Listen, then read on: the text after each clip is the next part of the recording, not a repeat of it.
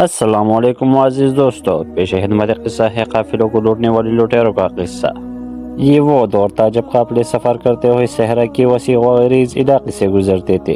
ان قافلوں میں سواریوں، مال و اسباب سے لدے ہوئے قطاریں ہوتے تھے، لیکن اس دور کی سیاہ حقیقت یہ تھی کہ ہر قافلہ کسی نہ کسی خطرے میں گرا رہتا تھا۔ یہ خطرہ تھا لٹیروں کا۔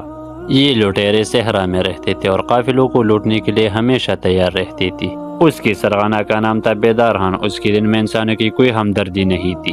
وہ ہر قافلے کو لوٹ کر اپنے دولت میں اضافہ کرتا تھا۔ ایک دن ایک قافلہ اپنے مال و اسباب کے ساتھ آرام سے سفر کر رہا تھا، لیکن ان کو خبر نہ تھی کہ ان کے پیچھے ایک خطرناک گروہ ان کا پیچھا کر رہا تھا۔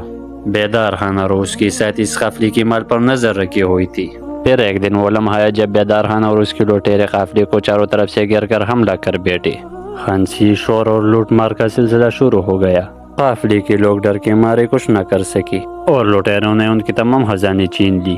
لیکن اس قافلے میں ایک نوجوان لڑکا تھا جس کا نام تھا سلیمان۔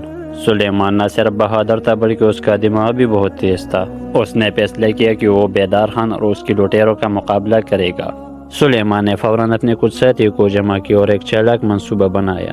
اس نے لٹیروں کے حملے سے بچنے کے لیے ایک عجیب و غریب ترکیب سوچی۔ رات کی خاموشی میں سلیمان اور اس کے ساتھیوں نے چھپ کر لٹیروں کے کیمپ پر حملہ کیا۔ بیدار خان اور اس کے ساتھی بالکل تیار نہ تھی۔ سلیمان کی حکمت عملی نے لٹیروں کو ہراساں کیا اور وہ بھی بس ہو گئی۔ سلیمان کی بہادری اور عقل مندی نے قافلے کو بچا لیا۔ بیدار خان اور اس کے لٹیرے شکست خوردہ واپس صحرا کی گہرائیوں میں جا کر چھپ گئی۔ قافلے کے لوگ سلیمان کے شکر گزار ہو گئے اور اس کی ہمت و حوصلے کو سراہا، اور اس دن کے بعد سلیمان کا نام پورے علاقے میں عزت و احترام سے لیا جانے لگا۔ وہ نہ صرف ایک بہادر لڑکا تھا بلکہ اس کے عقل اور حکمت نے اس دن ایک بڑا کارنامہ سر انجام دیا۔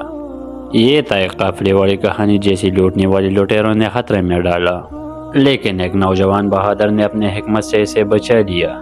اس کہانی کا پیغام یہ ہے کہ کبھی بھی حالات کے سامنے ہمت نہ ہارے اور عقل مندی کے ساتھ مشکل سے مشکل وقت کا مقابلہ کرے۔